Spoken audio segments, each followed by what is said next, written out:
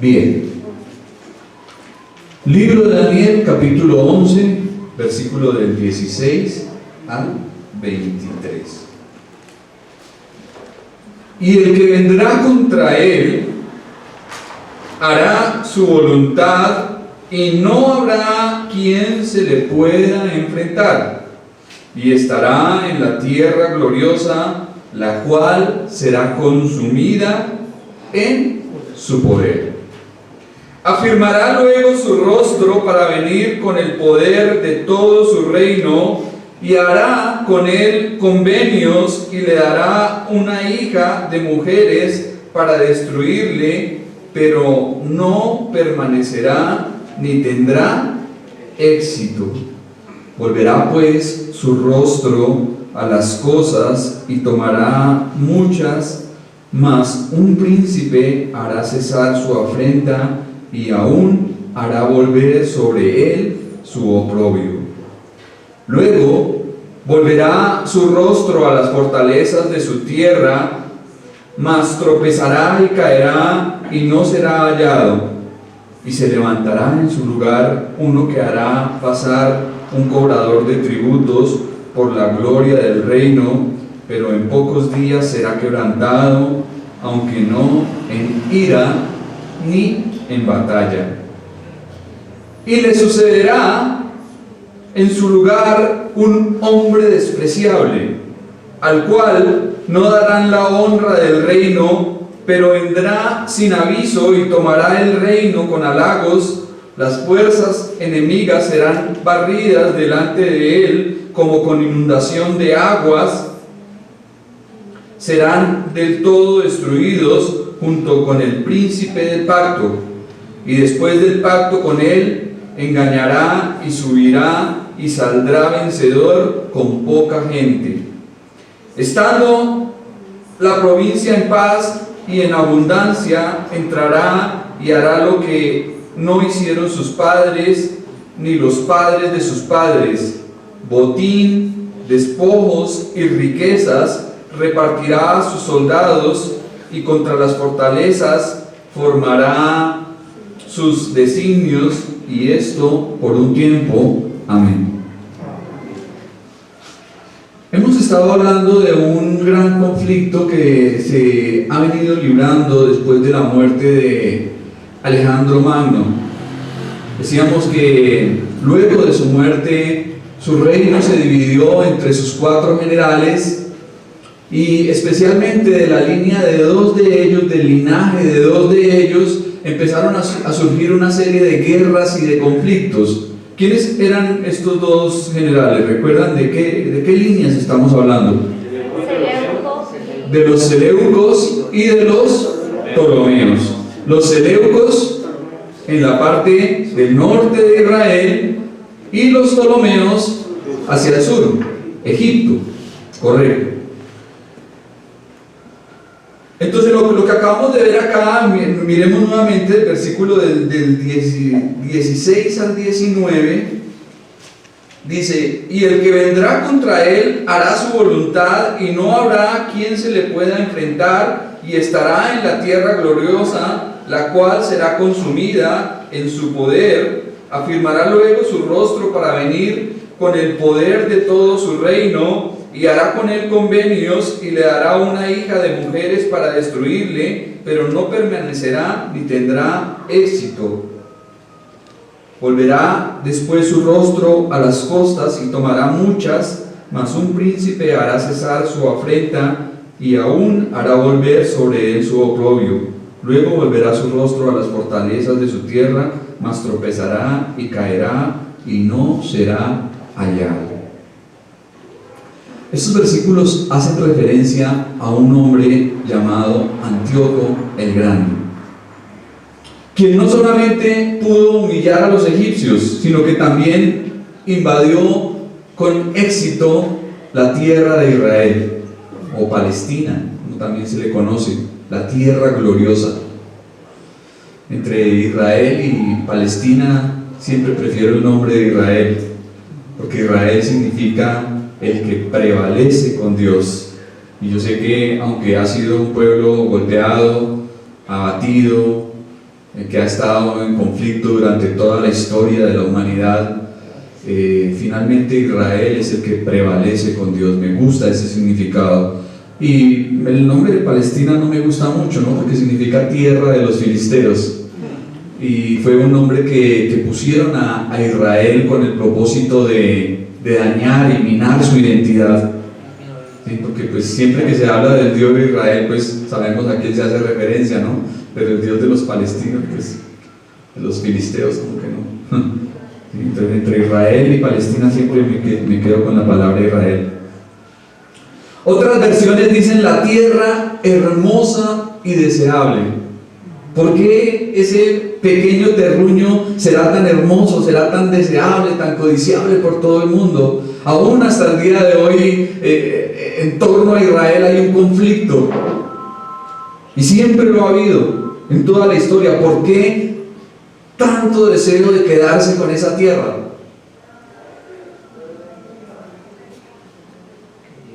Hermano Efraín. Hermano, se sabe que el huerto más grande del mundo entero de árboles frutales está en Israel, más grande del mundo. Bueno, eso es un motivo así más o menos. Sí. ¿Y qué más? ¿Por qué tanto deseo de quedarse con esa tierra? ¿Qué tendrá esa tierra que no tienen los demás países? Porque nada tiene bendición. Dios es el que ha estado ahí relacionado con esa tierra. Dios se manifestó en ese lugar, lo ha escogido y definitivamente es un lugar geográfico en la tierra que Dios ha preparado para muchas cosas, ¿no? Dios lo ha escogido, esa es la razón. Evidentemente los judíos vieron con buenos ojos el cambio de gobierno. Ellos habían venido todo el tiempo estando bajo el imperio de los reyes del norte, ¿sí? Desde la muerte de Alejandro, del sur, los Ptolomeos. Ahora hay un cambio de gobierno y van a quedar bajo el gobierno de Antíoco el Grande, de quien estamos hablando, que era de los del norte. Sin embargo, la invasión fue acompañada de la correspondiente destrucción y el sufrimiento de los habitantes de la tierra. Decíamos también que un pueblo o un lugar que sufre la guerra, ¿cómo queda? Mire ahorita las imágenes de Ucrania. Mire cómo están esas calles, esos edificios. Ruinas, desolación, devastación, muerte. Eso es lo que trae la guerra: miseria, pobreza, hambre, mortandad. Y pues obviamente Israel, al estar entre ese conflicto de los del norte y los del sur, estaba sufriendo, estaba siendo afectada. Aquella tierra buena y espléndida estaba siendo consumida y desolada para convertirse en la arena del conflicto entre los combatientes de Siria y de Egipto. Después de establecer su dominio sobre Israel, Antíoco planeó hacer lo mismo con Egipto, pero ya no usando la fuerza, sino la diplomacia. Entonces, ¿qué hizo? Dio una de sus hijas en convenio con Ptolomeo V para que se casara con él. Esta hija se llamaba Cleopatra y el hombre que la recibiría como esposa tenía apenas 10 años de edad, imagínense. De modo que tuvo que esperar 4 años para poder ejecutar esa disparatada boda. La frase hija de mujeres que aparece allí en el versículo que acabamos de observar posiblemente hace referencia a la belleza de Cleopatra, la hija de Antíoco. Era una mujer joven, una mujer bella, una mujer muy hermosa, pero definitivamente los planes de este hombre fracasaron porque su propia hija no se prestó para cooperar con él y su plan fue un completo fracaso. El próximo paso de este rey fue invadir las islas del mar Egeo por lo cual emprendió una campaña en el Asia Menor y aún partes de Grecia. Y en el otoño del año 190 a.C., Antíoco fue derrotado por los romanos, y como resultado de su derrota se dio una gran cantidad de territorio, entregó elefantes y barcos. Entonces lo que inicialmente había sido poderoso, lo que había empezado bien, terminó mal. Regresó a su tierra luego de haber sufrido tan aplastante derrota, donde murió 3 años más tarde. Pero podemos pensar en algo. Los judíos vieron una oportunidad interesante en el cambio de gobierno. ¿Será que nosotros también lo vemos hoy en día? Hermano Álvaro dice. Al igual que Israel, vivimos en una tierra hermosa, ¿no? Buena, fructífera. Nuestro país es un país lindo. Un país que está bañado por ¿cuántos mares? 2 mares. ¿Cuál es el río principal de Colombia? El río de la Magdalena. ¿Cuántas cordilleras tenemos? 3. Oriental, central y occidental. ¿Cuál es el punto extremo de Colombia por la parte norte? La Guajira, Cabo de la Vela. ¿Y en el sur? Leticia, en el Amazonas. Correcto. Por un extremo, en la parte noroeste, tenemos Arauca. Por el otro lado, ¿cuál?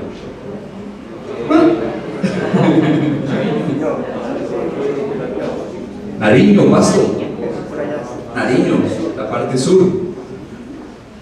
Vivimos en un país hermoso, muy hermoso, una tierra buena, una tierra deseable, pero hemos sufrido, al igual que Israel, las consecuencias de la guerra, de un conflicto que nos ha desangrado, que nos ha hecho daño por más de 50 años. Por más de 50 años. Colombia ha estado en un conflicto interno que hasta el día de hoy continúa. Usted escucha por noticias y todavía se están asesinando líderes, todavía hay ataques de las Fuerzas Armadas Revolucionarias y están todavía haciendo daño a nuestro país. Mucha gente inocente está muriendo en los campos y en las ciudades. Entonces, ¿podemos esperar que un cambio de gobierno mejore la situación de nuestro país? ¿Podemos esperar que tal vez bajo otro reinado las cosas vayan a ser mejores el día de mañana? Tristemente no. ¿Qué es lo que hemos visto en la historia? Cada gobierno que llega es peor que el anterior. Es peor que el anterior. Yo me acuerdo desde los días de Belisario Betancur, que antes de él estuvo Julio César Turbay Quintero, el papá Turbay Ayala. Y que he podido ver que en cada cambio de gobierno siempre la situación ha ido de mal en peor, de mal en peor, de mal en peor. Solamente podemos confiar en Dios, porque Él es en quien está nuestra esperanza. No podemos confiar en ningún hombre, ni menos en un político, en un inconverso, en un impío, porque sabemos que ellos están bajo la influencia del mal y pues obran según los principios satánicos y diabólicos de este mundo, ¿sí? Pero nuestra confianza continúa en Dios, debemos creerlo. Otra cosa que podemos aprender de este Antíoco es que es una mala idea dar una hija para que se familiarice con alguien que no es de su pueblo. Este hombre pensó que dando a su hija en casamiento con este pequeño rey, tal vez iba a lograr algo. ¿Y qué hizo? Nada, no logró nada. ¿Qué hacemos nosotros cuando decimos, sí, bueno, pues el muchachito es inconverso, pero es un buen muchacho?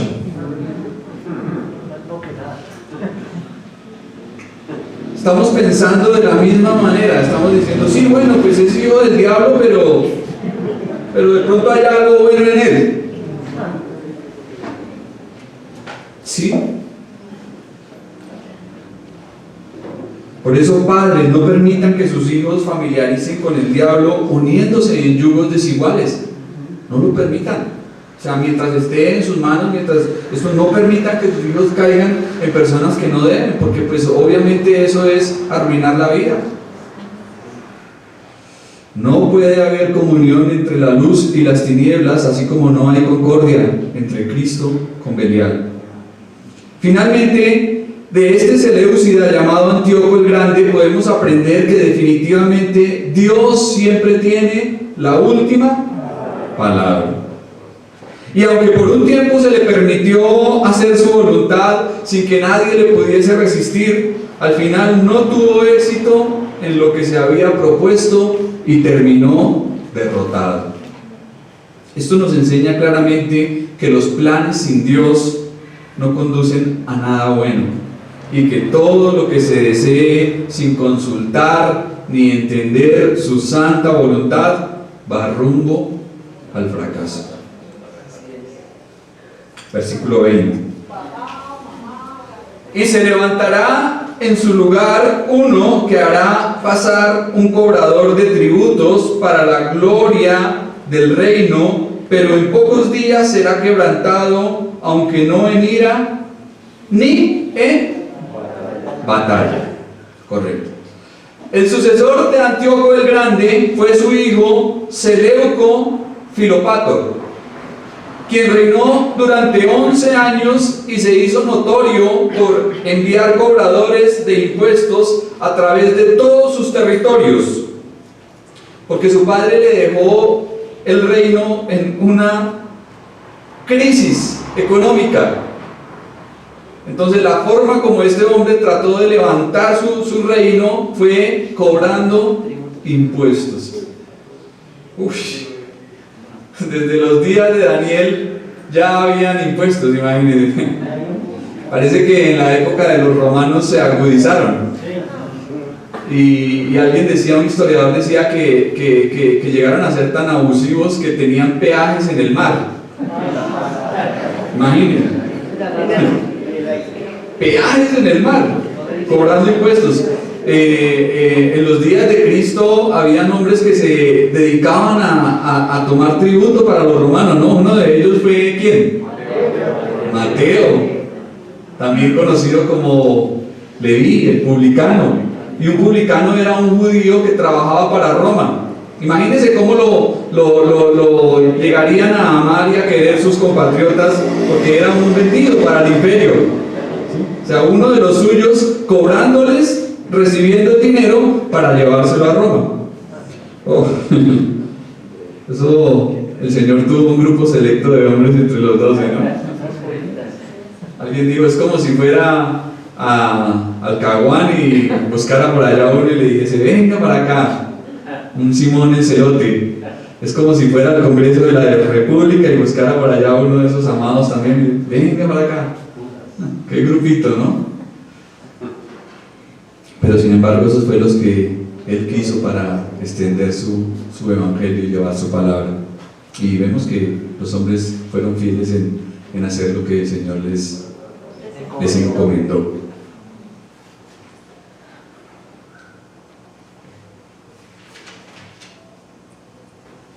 Pero desde antes de Cristo ya los gobernantes asfixiaban a la gente con impuestos.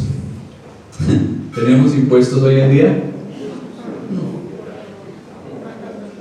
Por ahí hace poco escuché que algún país estaba buscando la forma de adueñarse del sol. Imagínense, ¿para qué? Pues si nosotros somos los dueños del sol, todos los que reciben sus beneficios tienen que...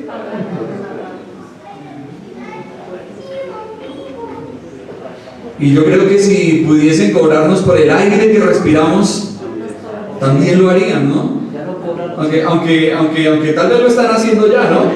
Seguramente ya nos lo están cobrando sin que nos demos cuenta, porque tenemos que tributar y esto, y se inventan una serie de impuestos y más impuestos. Y mire que esto viene desde tiempo atrás, desde tiempos del Antiguo Testamento.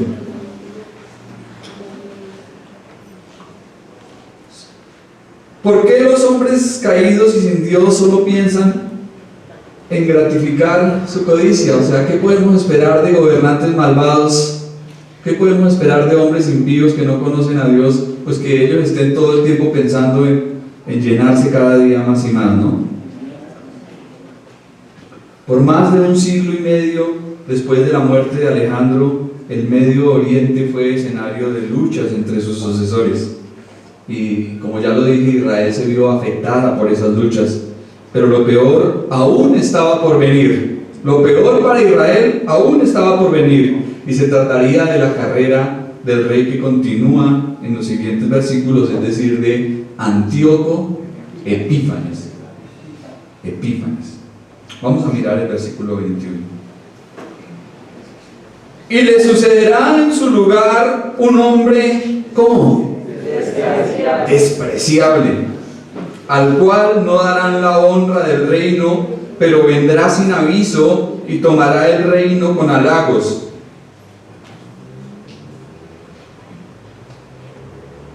Desde aquí, desde este pasaje hasta el versículo 35, se hablará de la historia de Israel en los tiempos de Antíoco Epífanes. ¿Alguien recuerda qué habíamos dicho acerca de este hombre? ¿Quién fue?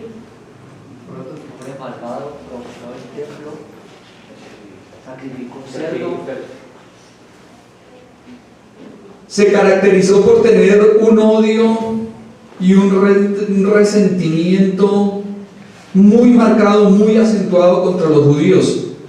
Quería matarlos, quería raerlos, quería borrarlos. Asesinó al sumo sacerdote que había en ese momento en la nación de Israel, un hombre llamado Onías. Fue víctima de Antíoco Epífanes. Y no solamente eso, quería hacer escarnio del judaísmo, quería acabar con el judaísmo. Entró al lugar santo, sacrificó un cerdo, levantó una estatua, bueno, hizo una cantidad de cosas abominables y horribles. Quitó el arca y puso un ídolo abominable allí en el templo, imagínense. Era definitivamente un prototipo del anticristo que ha de venir. Era un demonio completo este hombre. Ahí se describe como alguien despreciable. A raíz de la muerte de Seleuco, el trono de Siria fue ocupado por su hermano Antíoco Epífanes, quien comenzó a reinar a la edad de 40 años, y más exactamente en el año 175 a.C. Este hombre encontró un reino inestable con las arcas del tesoro vacías, y por lo tanto inició con un vigoroso programa de helenización, es decir, buscando la forma de enseñar la cultura griega a todos, con miras a promover la unificación de sus dominios.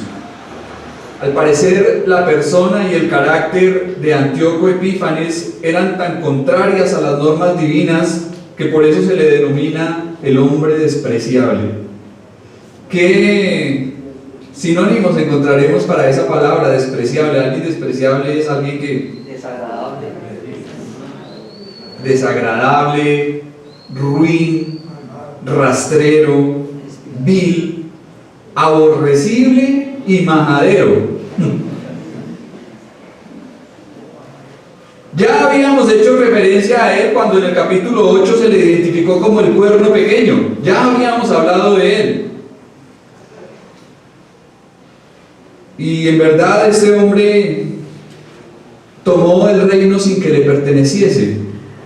Lo arrebató por medio de halagos, es decir, por medio de engaños e intrigas, llegó al poder.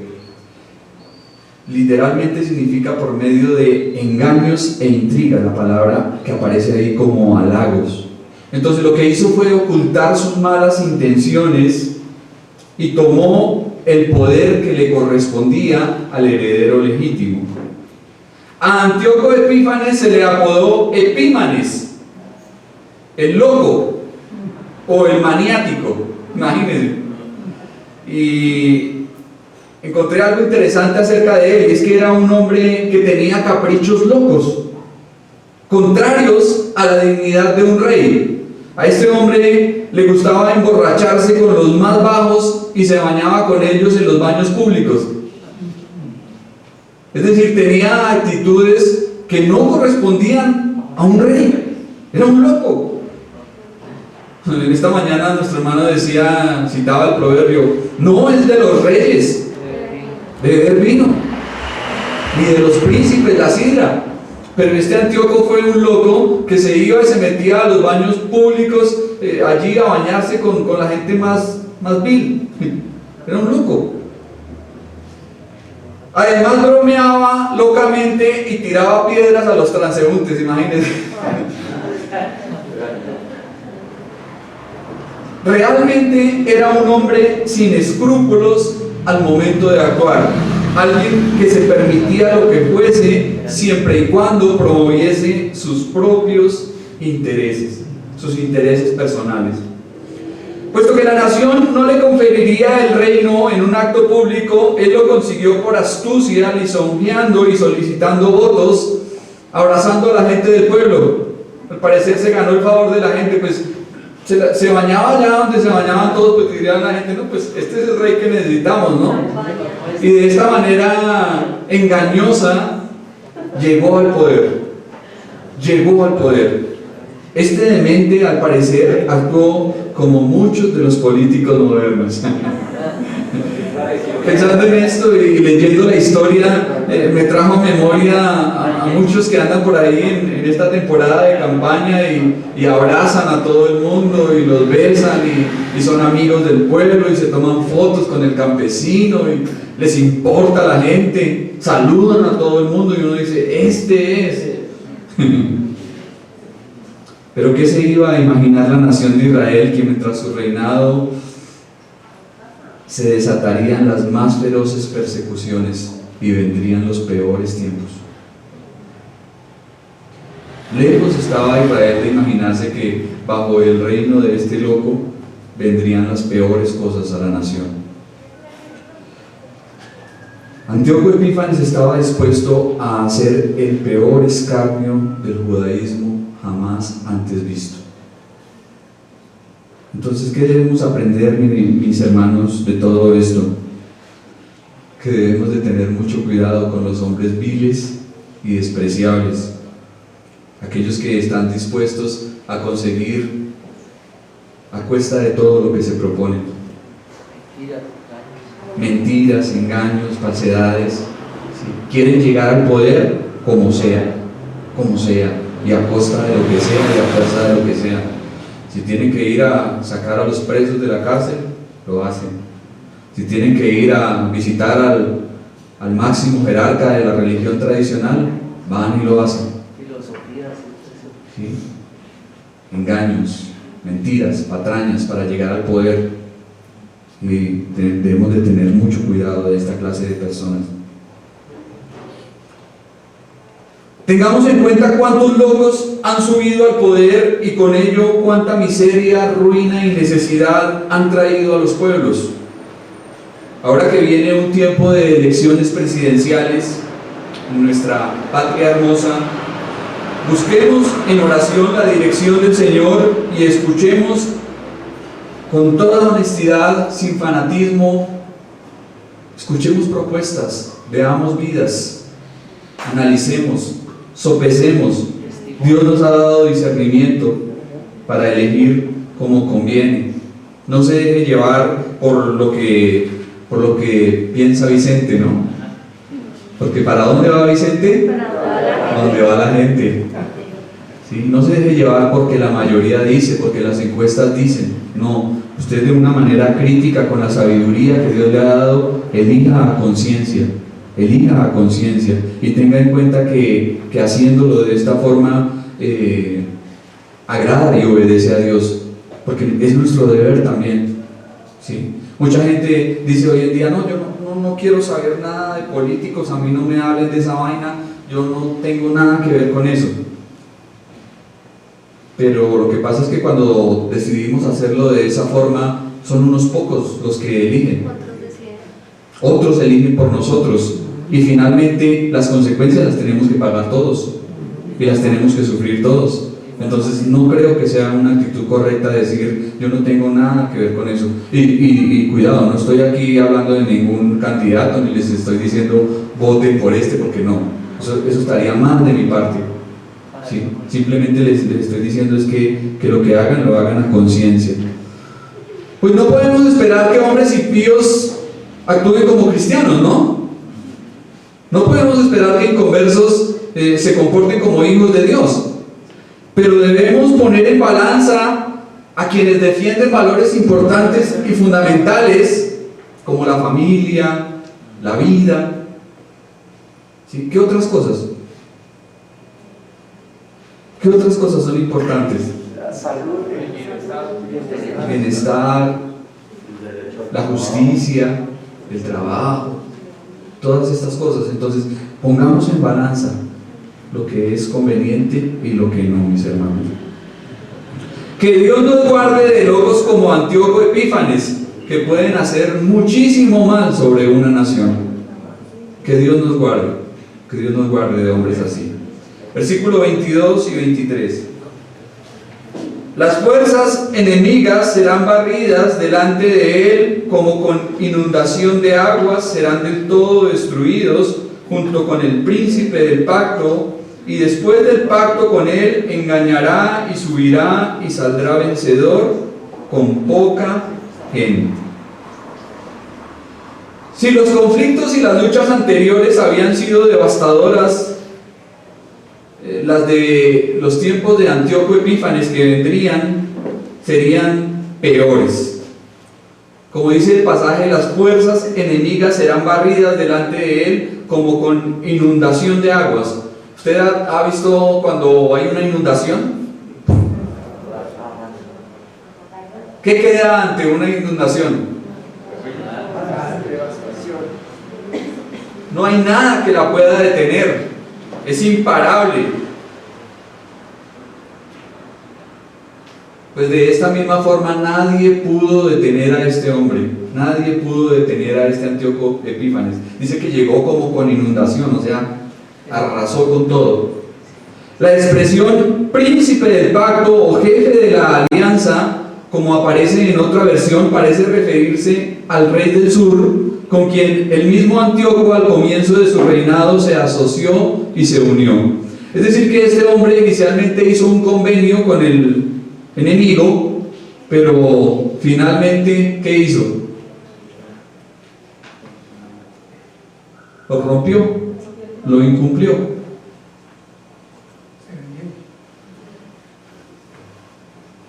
Estaba haciendo un tratado con el cuñado, con el marido de su hermana. Imagínense, y no lo cumplió. Entonces, que además de ser un vil, un despreciable, un loco, un maniático, ¿qué era? Un traidor, un desleal, un infiel. No pudo mantener lo que había prometido, y de esa forma tomó Memphis y todos los lugares fértiles de Egipto. Todos esos sitios hermosos que Egipto tenía, se apoderó de ellos. Además lo hizo con poca gente para evitar sospechas. Mire que era loco, pero sin embargo actuaba con inteligencia. ¿Sí? Seguramente si hubiese preparado un gran ejército, pues habría tenido pues una fuerza opositora. Pero lo hizo con poca gente. Se metió así como sigilosamente, astuto, correcto. Hará un pacto.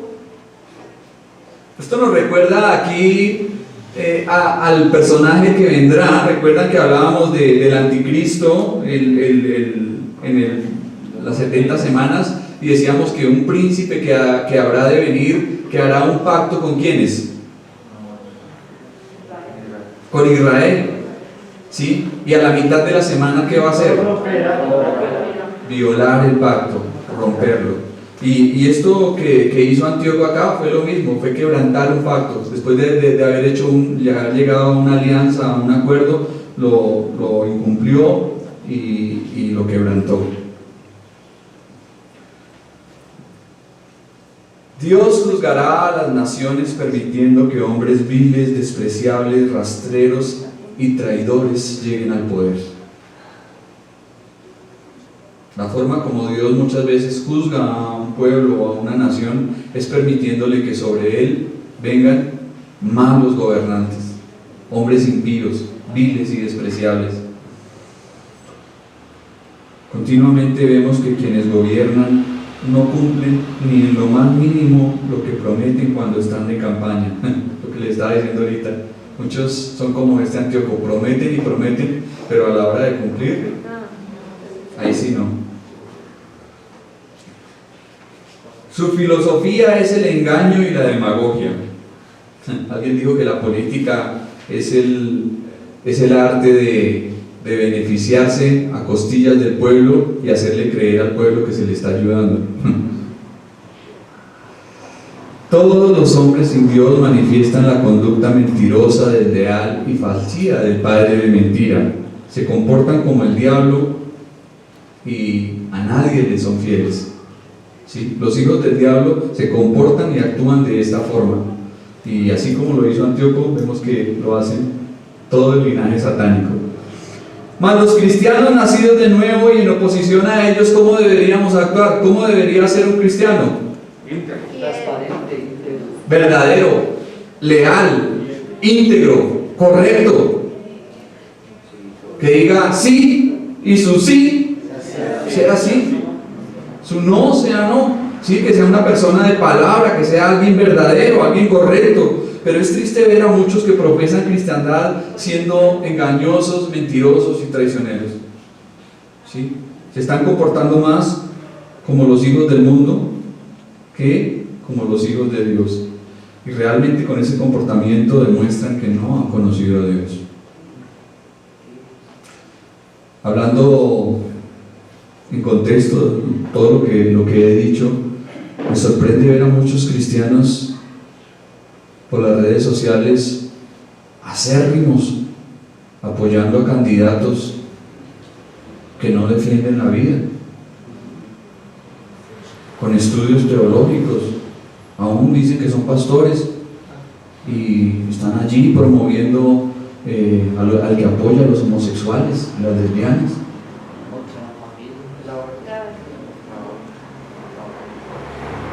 ¿Qué contradicción más grande?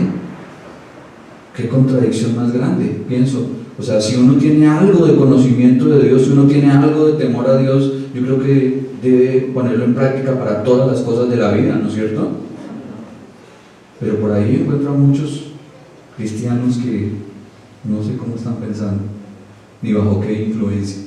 Incluso alguien decía por ahí, ojalá venga una persecución sobre la iglesia, porque la iglesia en Colombia, el hombre habla muy fuerte en las redes sociales y dice la iglesia está corrompida, la iglesia está con los corruptos, la iglesia es una iglesia, bueno, eso utiliza una cantidad de términos en contra de la iglesia a nivel general, que no habla de solamente la iglesia, digamos, carismática o de una iglesia, sino de toda la iglesia en general. El hombre habla muy feo de la iglesia y pues él dice ser cristiano. Entonces pues uno se pregunta, pero ¿cómo un creyente, como alguien que tiene el temor de Dios va a referirse así de la iglesia de Cristo?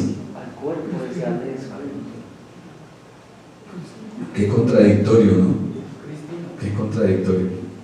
Sin embargo, mis hermanos, debemos orar mucho por el destino de nuestro país, de esta tierra hermosa en la que Dios nos ha puesto. Colombia es un país muy lindo, una tierra deseable, y hemos sufrido las consecuencias de muchas atrocidades durante mucho tiempo, durante largo tiempo.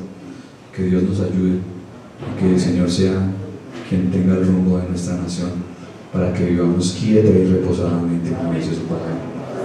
Amén. Padre, te damos gracias, Señor, por esta tu palabra. Gracias, Dios, porque a través de ella, Señor, encontramos enseñanza y reflexión práctica para hoy, Señor. Tu palabra no es arcaica, tu palabra no es fuera del tiempo, Señor, tu palabra es eterna. Y por medio de ella, Señor, tú nos enseñas y nos muestras tu santa voluntad. Te pedimos, Dios, que nos des sabiduría y sobre todo, Señor, que seas tú guiando el destino de nuestro país, Señor, porque tristemente Colombia se ha visto sumergida en una guerra, Señor, que continúa hasta el día de hoy, parecida a la guerra, Señor, que vivieron los reyes del norte y los reyes del sur, afectando a Israel. Señor, pero confiamos en ti, Señor, y sabemos que tu palabra es verdadera, que el cielo y la tierra pasarán, pero tu palabra permanecerá. Señor, y por eso, Señor, te pedimos que tengas misericordia de nosotros, que perdones nuestros pecados y que nos laves con tu sangre, Señor, para que nuestro país, Señor, llegue al conocimiento de tu verdad y puedan ser trasladados de las tinieblas a tu luz admirable. Señor, muchas gracias por todo y gracias, Señor, por este mensaje en esta mañana. Te damos en el nombre de Cristo Jesús. Amén.